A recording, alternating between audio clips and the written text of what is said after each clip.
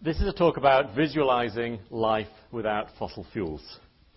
We have an addiction to fossil fuels, and it's not sustainable. When I say we, I'm talking about the so-called developed world. The developed world gets 80 or 90% of all its energy from fossil fuels, and living on fossil fuels for energy in this way is not sustainable for three fairly obvious reasons. First, on the left, easily accessible fossil fuels are a finite resource, and so at some point that resource will be exploited and humanity will have to do something else. Second, setting fire to fossil fuels puts carbon dioxide upstairs, so we have the climate motivation. The clear consensus of the climate science community is, with substantial error bars still on exactly what might happen, their advice is this is a geoengineering experiment that we're well advised to stop as soon as possible.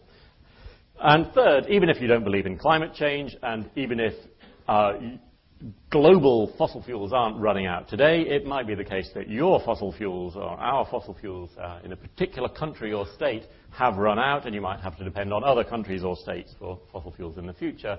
So you have a security of supply motivation for saying, let's look into really getting off fossil fuels in a serious way. I find all three of these motivations equally compelling, and I'm just going to take it as given now that we are interested in discussing life after fossil fuels.